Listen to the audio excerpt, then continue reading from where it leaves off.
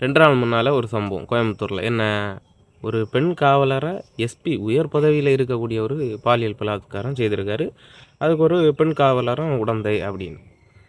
இப்போ நான் வந்து போலீஸாரை குறை சொல்லவோ இவங்க அப்படி இப்படின்னதும் எதுவுமே சொல்ல வரல சார். நான் உங்களை எந்த குறையும் சொல்லலை. ஆனால் ஒரு கேள்வி மட்டும் எனக்கு இருக்குது. என்னென்னா, நாங்கள் பொது வெளியில் வரும்போது எங்களை பிடிச்சிட்டு அந்த மாதிரி எங்களை வார்த்தைகளை பேசுவீங்க. எங்கள் பெற்றோர்களை எல்லாம் தரைக்குறவாக பேசும்போது, சார் நாங்கள் ஏன் சார் இப்படி பேசுவீங்கன்னு கேட்டாச்சுன்னா, நாங்கள் எவன் நல்லவன் எவன் கெட்டவன் எங்களுக்கு என்ன தெரியும், எல்லாரும் என்ன குற்றவாளின்னு நெத்தியில் எழுதி ஒட்டிட்டா வாரீங்க அப்படின்னு என்ன வேணாலும் பேசுவீங்க.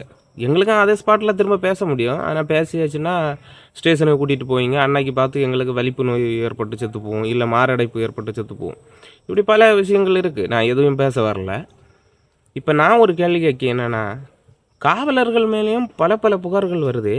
அப்போ நாங்கள் எந்த காவலரை நம்புவது? இவர் வந்து நல்லவர், நமக்கு வந்து பாதுகாப்பாக இருக்கார் அப்படின்னு நம்பிக்கையே இல்லை. இப்போ காவல்துறை நான் சரி அதை நம்ம டீட்டெயிலாக போக வேண்டாம். யாரையுமே நீங்கள் வந்து குற்றவாளிகிட்ட நீங்கள் எந்த மாதிரி நடந்துக்கிட்டாலும் யாரும் கேள்வி கேட்க போகிறதில்ல. ஒரு பொது மனிதன் அவன் தப்பு பண்ணாதவனா தயவு செய்து ரொம்ப காயப்படுத்தாங்க.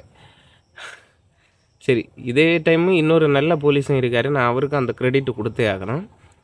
உயர் பதவியில் இருக்கக்கூடியவர் தான் எஸ்பி ஸ்டாலின் சார். எங்கள் ஊரில் இப்போ எஸ்பியாக இருக்கார். வெரி குட் மனிதன்.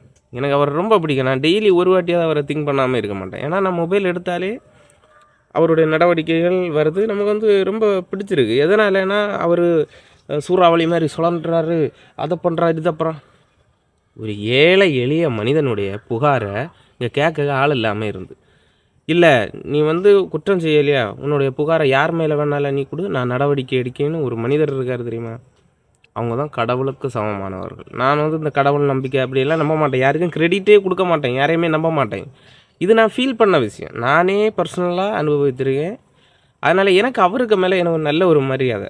அவருக்கு மேலே சிலர் வந்து விமர்சனம் வைக்கலாம், அவருடைய இது அப்படி அப்படின்னு. எனக்கு அதெல்லாம் தேவையில்லை.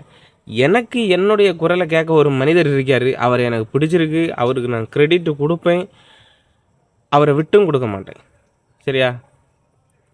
சரி, வாழ்த்துக்கள் சார்.